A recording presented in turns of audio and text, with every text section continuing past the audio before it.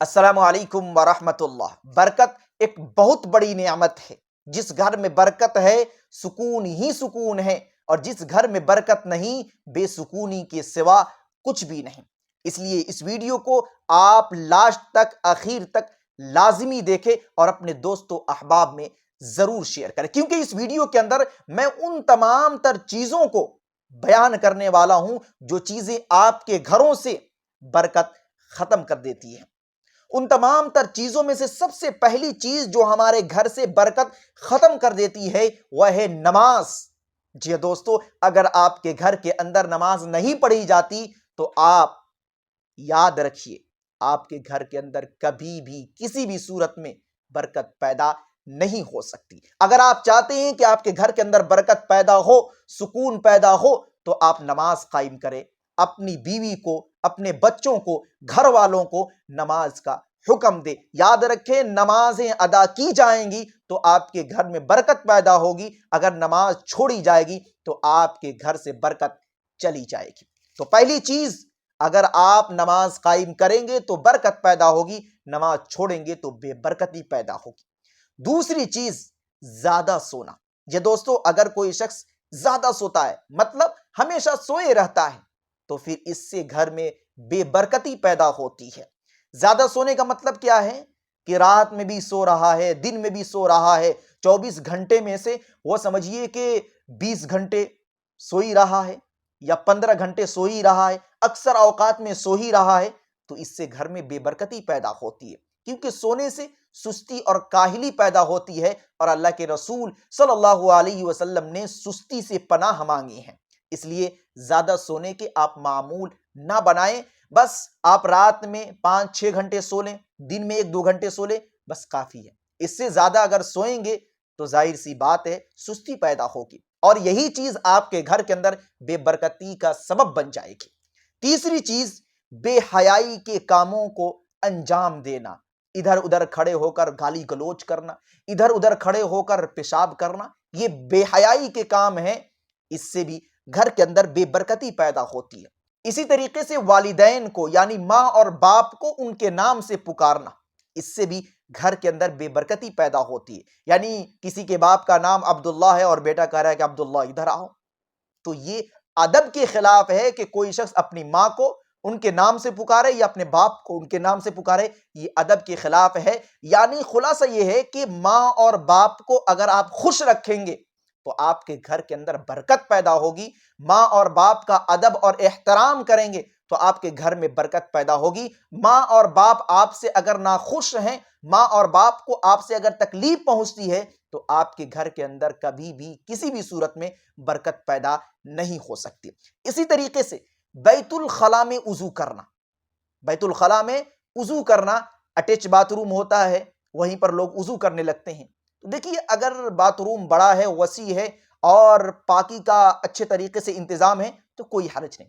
लेकिन अगर तंग है, छोटा सा है, गंदगी फैली हुई है, तो फिर इस बात का खास ख्याल रखा जाए, वहां पर उजू न करके किसी पाक जगह में आप जाएं और वहां उजू करें। अगर बैतुल खला में आप उजू करने का मामूल बनाएंगे तो इससे आपके घर के अंदर बेबरकती पैदा होगी। इसी तरीके से दस्तरखान पर कुछ चीजें छोड़कर उठ जाना, यानी दस्तरखान पर चंद लोग बैठे हुए खा रहे हैं और कुछ चीजें अभी दस्तरखान पर मौजूद है कि सब के सब उठ गए, तो ये अदब के खिलाफ है और खाने की बेहुरमती है। इससे घर में बेबरकती पैदा होती है। आप खाना खाएं तो बर्तन को अच्छे तरीके से साफ करें, दस्तरखान को अच्छे तरीके से साफ करें, इससे आपके घर में बरकत पैदा होगी। अगर इसके बरखिलाफ जाते हैं कि दस्तरखान पर कुछ चीजें, बर्तन में कुछ चीजें छोड़कर यूं ही उठ जाते हैं, तो इससे आपके घर में बेबरकती पैदा होगी। इसी तरीके से लिखा गया है कि लहसुन और प्याज के छिलके को जलाने से घर में बेबरकती पैदा होती है। इसी तरीके से झाड़ू के बजाय कपड़ों से घर साफ करने से भी बेबरकती पैदा होती है। कपड़ों से मुराद वह कपड़े हैं जो आप इस्तेमाल करते हैं, जो पहनने के हैं। उन्हीं कपड़ों से आप बस घर साफ करना शुरू कर दिए, घर झाड़ना शुरू कर दिए, तो इससे घर में बेबरकती पैदा होती है। हाँ, जो कपड़े सफाई के लिए ही खास है तो इससे कोई हरज नहीं है। इसी तरीके से रात में झाड़ू लगाने से मना किया गया है। अगर कोई शख्स हमेशा रात में ही झाड़ू लगाता है, रात में झाड़ू लगाने का मामूल बना रखा है, تو اس سے بھی گھر میں بے برکتی پیدا ہوتی ہے۔ لیکن ضرورت کے وقت آپ رات میں بھی جھاڑو لگا سکتے ہیں، حدیث کے اندر منع نہیں کیا گیا ہے، لیکن دن میں آپ صاف صفائی کا خیال رکھیں، دن میں آپ جھاڑو لگائیں، رات میں ضرورت کے تحت لگا لیں، لیکن معمول نہ بنائیں۔ اسی طریقے سے گھر میں کوڑے جمع کر کے زیادہ دیر تک رکھنا، جیسے ہی کوڑے جمع ہو آپ اس کو اپنے سے دور کر دیں۔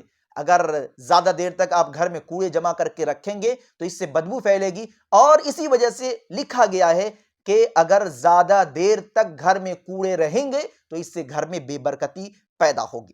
اسی طریقے سے پہنے ہوئے کپڑے کو سینے سے بھی گھر میں بے برکتی پیدا ہوتی ہے۔ مثال کے طور پر میں نے یہ کپڑا پہنا ہے اور بس کہیں پھٹ گیا، اسی کو ہم نے مشین پہ ڈال دیا اور سینا شروع کر دیا، یا سوئی کے ذریعے سے ہم نے سینا شروع کر دیا، تو اس سے بھی گھر میں بے برکتی پیدا ہوتی ہے۔ طریقہ یہ ہے کہ آپ کپڑے کو نکالیں اور نکالنے کے بعد پھر اچھے طریقے سے اس کو سیئیں۔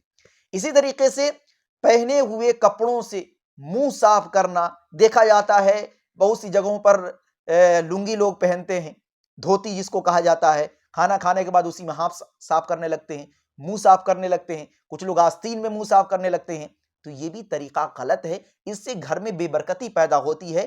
آپ مندیل کا استعمال کریں، ٹیشو کا استعمال کریں، آپ رومال کا استعمال کریں، یہ نہیں کہ جو کپڑے آپ پہنے ہوئے ہیں اسی سے آپ منہ صاف کرنے لگے، اس سے گھر میں بے برکتی پیدا ہوتی ہے۔ اسی طریقے سے گھر میں مکڑی کے جالوں کو چھوڑ دینے سے بے برکتی پیدا ہوتی ہے۔ گھر میں کہیں مکڑی کے جالے ہیں تو کوشش یہ کریں کہ ان جالوں کو آپ صاف کریں۔ اگر یوں ہی آپ نے چھوڑ رکھا ہے تو پھر مکڑی کے جالوں کو چھوڑنے کی وجہ سے گھر میں بے برکتی پیدا ہوتی ہے۔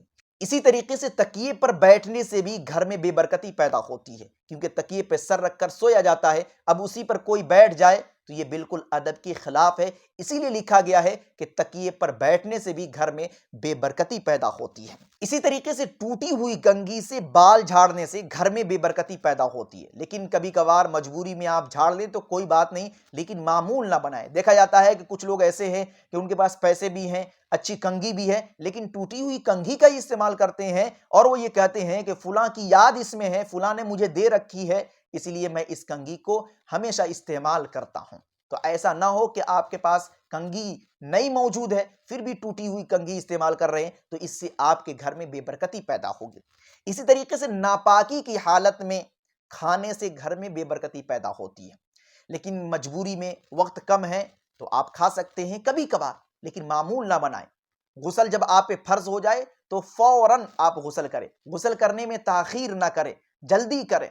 آپ اگر معمول بنا لیتے ہیں، ہمیشہ ناپاکی رہتے ہیں اور ناپاکی کی حالت میں کھا رہے ہیں، تو پھر اس سے آپ کے گھر میں بے برکتی پیدا ہوگی۔ میں امید کرتا ہوں کہ آپ سبھی حضرات کو میری باتیں اچھی طریقے سے سمجھ میں آ چکی ہوگی۔ میں دعا کرتا ہوں کہ اللہ تبارک و تعالی مجھے بھی اور آپ سبھی کو بھی ان باتوں پر عمل کرنے کی توفیق مرحمت فرمائے۔ السلام علیکم ورحمۃ اللہ۔ Thanks for watching. Don't forget like, comment, share and subscribe to Mufti Haq Kasmi.